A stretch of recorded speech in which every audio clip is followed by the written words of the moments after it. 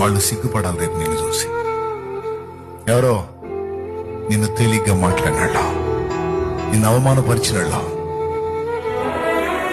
వాళ్ళే సిగ్గుపడతారు. ఆ రోజు వచ్చిందే చూడొద్దు నువ్వు. ఇప్పుడేదో నేను పట్టించుకోలేదని చచ్చిపోతే మరి ఆ సన్నివేశం ఎప్పుడు చూస్తాను?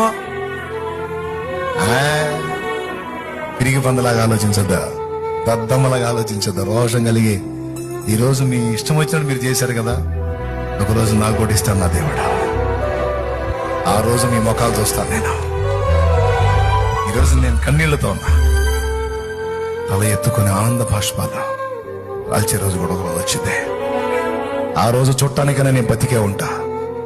ఆ రోజు చూడటానికైనా సరే నేను బ్రతికే ఉంటా.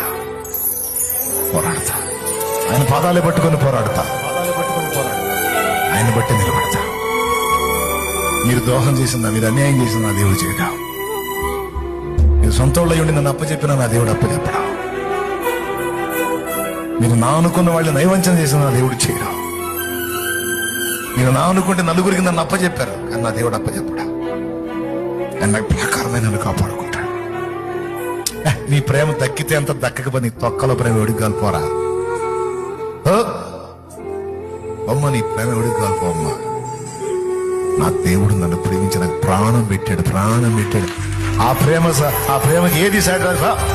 నాకు అది చాలు, ఆ ప్రేమ చాలు. ఆ ప్రేమ కోసం బతుకుతా నేను. లోకం మొత్తం నన్ను వదిలిపెట్టిన ఒంటరిగత్తినైనా సరే ఆయనను బట్టి ఆయన కోసం బ్రతుకుతా అనే వాక్కుండాలన్నా. భయపడవాక ఖచ్చితంగా దేవుని కార్యాలు, గొప్ప కార్యాలు నీ పట్ల జరుగుతాయి.